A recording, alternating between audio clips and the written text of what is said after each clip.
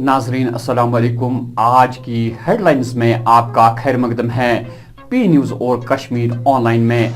मैं हूं आपका मेज़बान हया जावेद। खबरों की तफसील से पहले आज की अहम सुर्खियों पे एक नज़र। गैर मुल्की सफारतकारों का 2 रोज़ा दौरा जम्मू व कश्मीर मुकम्मल, जम्मू से नई दिल्ली रवाना।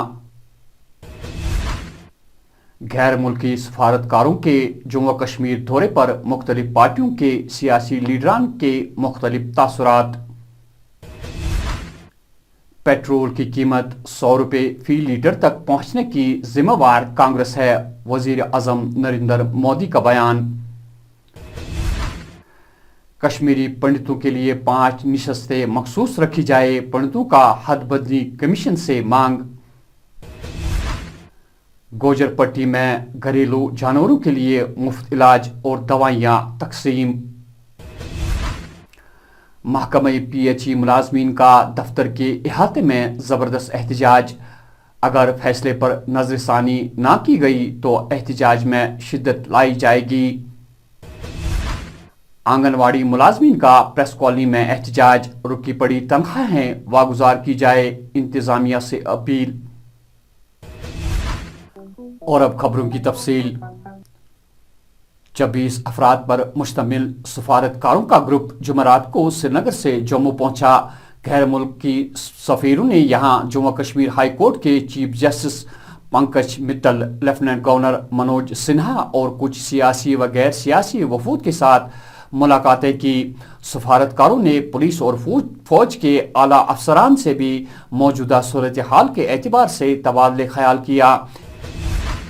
महबूबा मुफ्ती, जो बारामुल्ला दौरे पर गई थी, ने प्रेस नुमाइंदों से बात करते हुए गैर मुल्की सफारतकारों के दौरे को महज दिखावे से ताबीर करते हुए कहा कि असल हकीकत से उन्हें दूर रखा जा रहा है।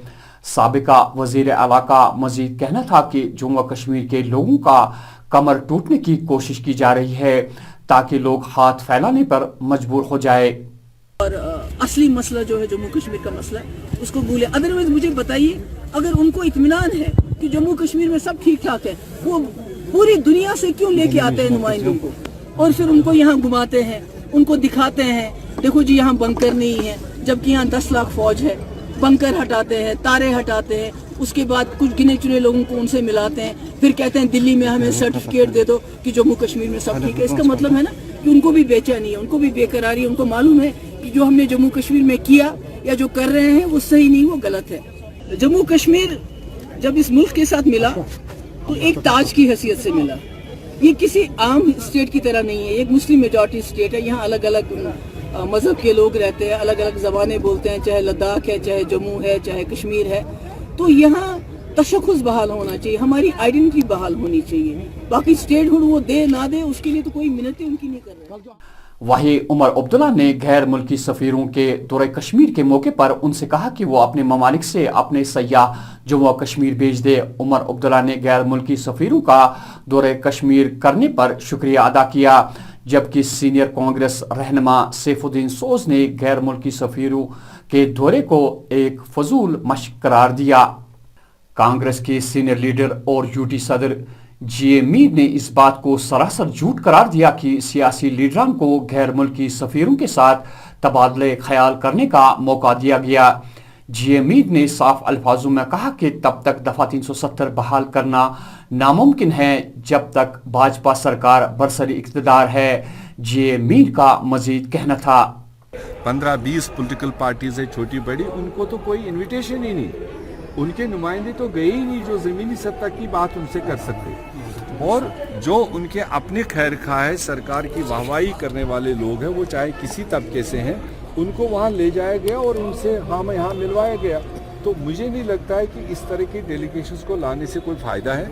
हमने डिमांड रखी थी कि आप अपने पार्लियामेंट के पार्लियामेंटेरियंस की डेलीगेशन बनाइए, ऑल पार्टी डेलीगेशन बनाइए, 2, 4, 5 दिन वो आए, तमाम ज़िलों में जाए, आम लोगों से बात करे और जो भी सेंट्रल गवर्नमेंट ने फैसले लिए जम्मू कश्मीर के बारे में उसके जनरल आवाम से बात करे। जो मोटिवेटेड तबका होता है, जो मेरे हैं वो मेरी बात करेंगे, जो उनके हैं वो उनकी बात करेंगे। जब तक न डेलीगेशंस अवाम से बात करें, अवामी सतह पर बात करें, तब उनको पता चलेगा कि ज़मीनी सतह पर लोग इन तमाम फैसलेजात के बारे में अपनी क्या राय रखते हैं। तो वो उन्होंने वो डेलीगेशन देने से मना किया। और यहाँ तक कि जो लोकल लीडर्स है जम्मू कश्मीर में, मुझे नहीं लगता है उनमें किसी को इनविटेशन थी या उनको किसी को बात करने का मौका दिया। उन एनवाइज को भी चाहिए था जिन्होंने यहाँ सदियों से सियासत की, यहाँ पर आवाम की खदमत की, उनका भी कोई रोल है। उनको खुद भी डिज़ायर करना चाहिए था हम फलानी लीडरों से मिलना चाहते हैं, तो नहीं थी उनकी हिम्मत, क्योंकि उनको प्रोटोकॉल में फंसा रखा था। जो सरकार ने लाए सामने, उनसे बात की। तो मुझे नहीं लगता है कि इस तरह के डेलीगेशन से कोई ज़मीनी सतह पर कोई चेंज आ सकती है। वजीर आजम नरेंद्र मोदी ने पेट्रोल की कीमत 100 रुपये फी लीटर के निशाने से ऊपर जाने की वजाहत में कांग्रेस को मोरूद इल्ज़ाम ठहराया। वजीर आजम का दावा है कि अगर साबका हुकूमत ने हिंदुस्तान की तवानाई की दरामद पर इन्हिसार को घटाने पर तवज्जो मरकूज की होती तो आज ये दिन नहीं देखना पड़ता।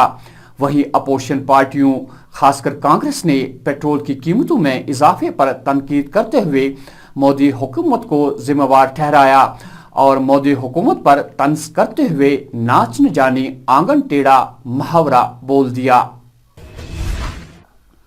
हदबंदी कमीशन का इजलास नई दिल्ली में मुनक्किद हुआ, जिसमें कश्मीरी पंडितों ने 5 निशस्तों का मुतालबा किया। इस दौरान नेशनल कॉन्फ्रेंस के 3 अरकान ने पार्लियामेंट से वॉकआउट किया। इस मौके पर हदबंदी commission chairman Ranjana Prakash Desai, doctor Jitendra Singh और जिगल किशोर इजलास में शरीक थे। जराये से मालूम हुआ कि इजलास के बाद हदबंदी कमीशन इंतखाबी हलकों की हद का मुसवदा जारी कर सकता है, जिसमें जम्मू कश्मीर में 7 नए असेंबली हलके कायम किए जा सकते हैं। इस तरह जम्मू कश्मीर में 114 असेंबली हलकों पर इंतखाब होगा, जिनमें 26 निशस्तें पाकिस्तानी ज़ेर इंतजाम कश्मीर के लिए मखसूस होंगी। घरेलू जानवरों में बर्ड फ्लू जैसी मोहलिक बीमारी फैलने के अंदेशे को मद्देनजर रखकर आर्मी कैंप गोजर पट्टी ने वादी लोलाब के मुल्हिका देहात के घरेलू जानवरों के लिए मुफ्त इलाज और मुफ्त दवाइयाँ फराहम करने की गर्ज से एक वेटरनरी कैंप का एहतमाम किया, जिसके जरिए घरेलू जानवरों को मुफ्त इलाज और दवाइयाँ तकसीम की गई। वेटरनरी कैंप कायम करने पर मकामी लोगों ने फौज का शुक्रिया अदा किया। शुक्रगुजार है आप आर्मी कैंप का, हमारे माल मवेशियों को इलाज हो रहा है। यहाँ पे शीप्स और गोट्स ज्यादा हैं, उनको एक किस्म की एक बीमारी लगी हुई है जो चल रही है जो एक दूसरे को लग जाती है। अब हम रिक्वेस्ट करते हैं कि उनके लिए कोई वैक्सीन हो जाए जिससे वो बीमारी रुक जाए। पीएचई के मुलाजमीन ने अपने ही दफ्तर के अहाते में जबरदस्त एहतजाज करते हुए इंतजामिया से मुतालबा किया कि इंतजामिया अपने फैसले पर नजरसानी करे। याद रहे कि सरकार ने पीएचई महकमे को म्युनिसिपल कॉरपोरेशन में जम करने का एक ऑर्डर इजरा किया है। आज दोबारा मुलाजमीन ने इंतजामिया को आगाह किया, अगर फैसले पर नजरसानी नहीं की गई तो उनका एहतजाज शिद्दत इख्तियार कर सकता है।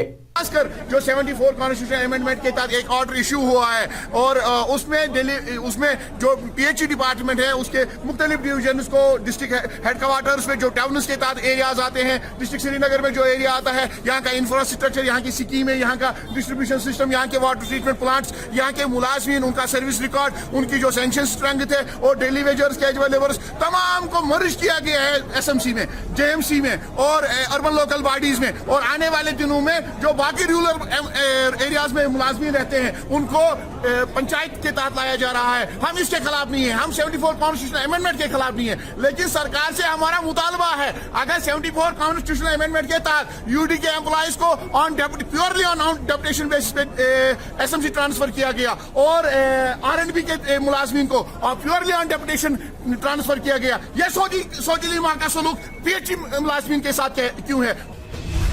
आईसीडीएस आंगनवाड़ी हेल्पर्स और वर्कर्स ने प्रेस कॉलोनी में एहतजाज करते हुए इंतजामिया से उनकी रुकी पड़ी मांगों को पूरा करने की मांग की।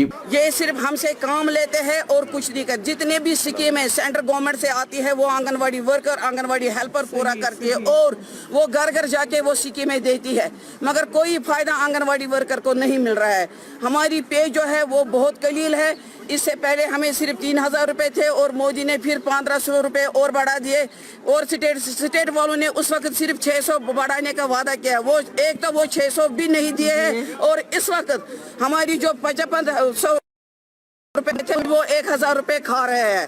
1,000 روپے جو اسٹیٹ شیئر ہے وہ نہیں دے رہے ہیں 2018 سے. گورنر انتظامیہ سے اپیل کرتے ہیں کہ ہماری جو جتنے بھی مسائل ہیں وہ جلد از جلد کرو. یہ احتجاج سراپا احتجاج ہوگا جس کی تمام ذمہ داریاں گورنر انتظامیہ پر ہیں. آج جنوبی کشمیر کے ضلع پلوامہ کے پامپور علاقے سے ایک 28 سالہ نوجوان خاتون کی لاش کو دریائے جہلم سے برآمد کیا گیا. اطلاع کے مطابق رخسانہ علی ایک مہینہ پہلے 18 جنوری کو اچانک غائب ہوئی تھی اور اس کے لواحقین نے پہلے ہی گمشدگی کی رپورٹ پولیس تھانے میں درج کروائی تھی. کافی کوششوں کے باوجود کوئی اتا پتہ نہیں چل سکا تھا. آج مقامی لوگوں نے دریائے جہلم سے ایک تیرتی ہوئی لاش دیکھی اور پولیس کو آگاہ کیا. لاش تحویل میں لے کر پولیس نے اس کی شناخت رخسانہ علی ساکنے شہر شالی کھیو کے بطور کر لی ہے. تو ناظرین یہ تھی آج کی خبروں کی تفصیل. دیجیے اپنے میزبان حیات جاوید کو اجازت. اللہ نگہبان.